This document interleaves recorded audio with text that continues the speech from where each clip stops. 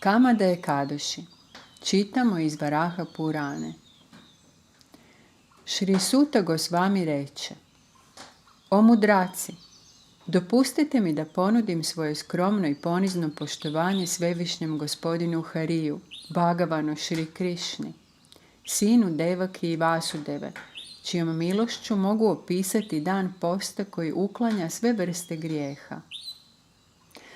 Posvećenom je Judištiri gospodin Krišna hvalio 24 glavna ekadašija koji uništavaju grijehe, i ja ću vam sada prepričati jednu od tih pripovijesti. Vrlo učeni mudraci odabrali su ove 24 pripovijesti iz 18 Purana jer su uistinu uzvišene. Judištira Maharađa reče: O gospodine Krišna, o Vasudeva, molim te prihvati moje ponizno poštovanje. Molim te, opiši mi Ekadaši koji nastupa za vrijeme svijetlog dijela mjeseca Čaitre, ožujak, travanj. Kako se zove i koje su njegove slave?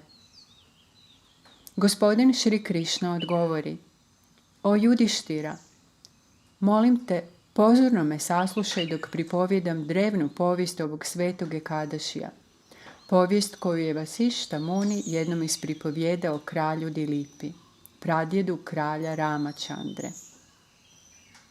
Kralj Dilipa upita velikog mudraca Vasištu: O mudri Brahmano, želim slušati o Ekadašiju koji nastupa za vrijeme svjetlog dijela mjeseca Čaitre. Molim te, opiši mi ga.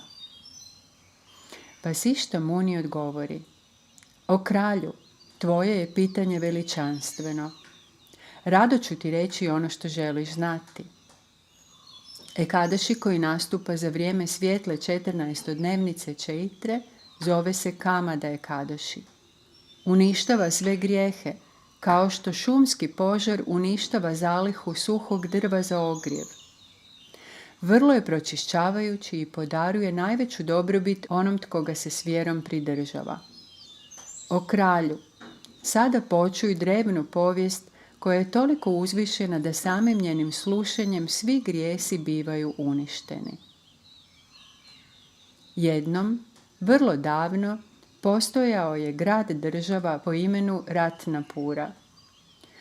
Bio je ukrašen zlatom i draguljima i u njemu su oštrozube zmije uživale u opijenosti. Kralj Pundarika vladao je ovim najljepšim kraljevstvom koje je kao svoje građane brojilo mnoge Gandarve, Kinare i Apsare. Među Gandarvama je bio Lalita i njegova žena Lalita, koja je bila posebno lijepa plesačica. Njih dvoje su se snažno međusobno privlačili i njihov je dom bio pun obilja i fine hrane.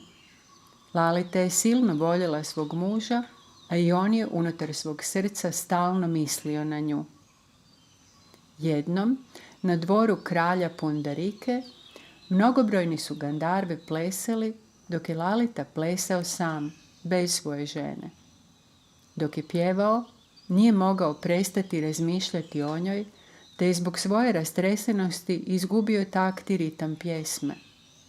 U stvari, Lalita je nepravilno otpjevao kraj pjesme i jedna se zavidna zmija, koja je bila nazočna na kraljevu dvoru, poželila kralju da je Lalita obuzet mislima o svojoj ženi umjesto mislima o vladaru. Kad je to čuo, kralj je pobjesnio, a oči su mu postale crvene od bijesa.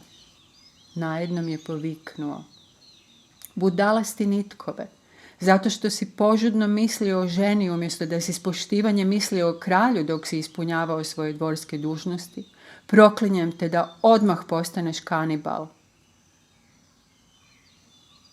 O kralju, Lalita je odmah postao strašni kanibal, veliki demon koji proždire ljude i čija pojava užasava svakoga.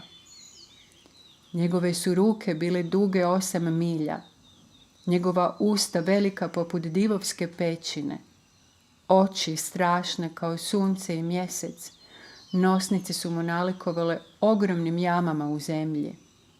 Vrat mu je bio kao prava planina. Bedra su mu bila 4 milje široka i njegovo je divovsko tijelo bilo visoko 64 milje. Na taj način siroti Lalita, voljeni pjevač Gandarva, morao je ispaštati za uvredu koju je nanio kralju Pundariki.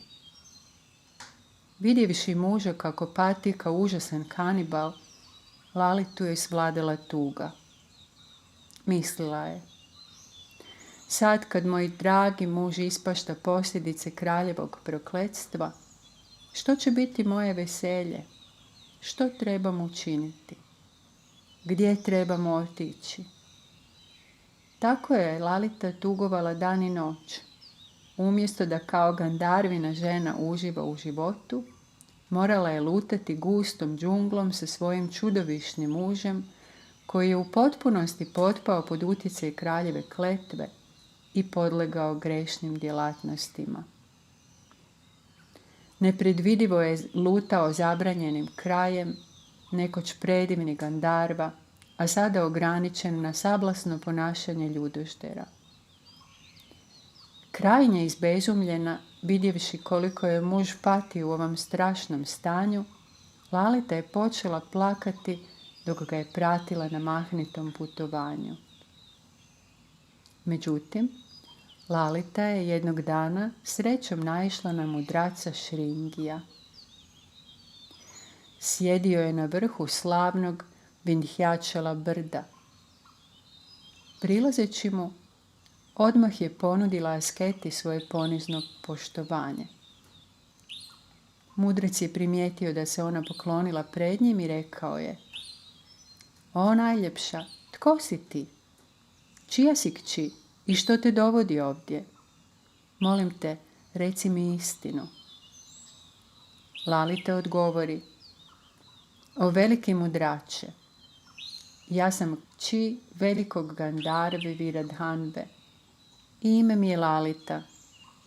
Lutam šumama i ravnicama sa svojim dragim mužem, kojeg je kralj Pundarika prokleo da postane ljudožderski demon. O Brahmano, vrlo sam ožalošćena njegovim groznim likom i užasno grešnim djelatnostima. O Gospodaru, molim te da mi kažeš na koji način mogu okajati njegove grijehe. Koje pobožno djelo mogu učiniti da ga oslobodim njegovog demonskog oblika, o najbolji Brahmano? Mudrac odgovori: O božanska djevo, postoji Ekadaši zvan Kamad, koji nastupa za vrijeme svijetle 14. mjeseca Čaitre. To je uskoro. Onom tko postigne ovaj dan, sve se želje ostvaruju. Ako ćeš se pridržavati pravila i propisa ovog posta, te ako milost koju time stekneš prepustiš mužu, odmah će biti oslobođen kletve. Lalita je bila presretna čuvši ove riječi od mudraca. Lalita je s vjerom slijedila post Kamada Ekadašija prema uputama mudraca Šringija, a na Dvadaši se pojavila pred njim i božanstvom gospodina Vasudeve i rekla: S vjerom sam slijedila post Kamada Ekadašija. Milošću koju sam stekla slijeđenjem ovog posta, neka moj muž bude oslobođen prokletstva koje ga je pretvorilo u demonskog kanibala. Neka ga milost koju sam stekla oslobodi bijeda. Čim je Lalita to rekla, njen muž koji je stajao u blizini, odjednom je bio oslobođen kraljevog prokletstva.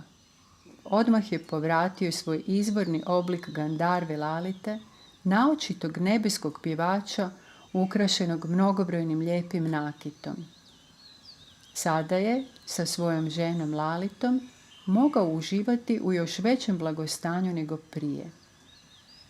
Sve je to postignuto putem moći i slave Kamada Ekadašija. Na koncu se par Gandarva ukrcao u nebesku letjelicu i uzdignuo do raja. Gospodar Krišna nastavi: O Judištira, najbolji od kraljeva, svatko tko čuje ovu predivnu pripovijest trebao bi slijediti sveti Kamada Ekadaši najbolje što može, jer odanom posvećeniku podaruje veliku milost. Opisao sam ti njegove slave radi dobrobiti cijelog čovječanstva. Nema boljeg Ekadašija od Kamade Ekadašija.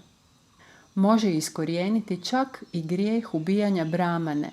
Također poništava demonska prokletstva i pročišćava svijest. U sva 3 svijeta, među pokretnim i nepokretnim bićima, nema boljeg dana. Tako završava pripovjedanje o slavama Čaitra Šukla Ekadašija ili Kamada Ekadašija iz Varaha Purane.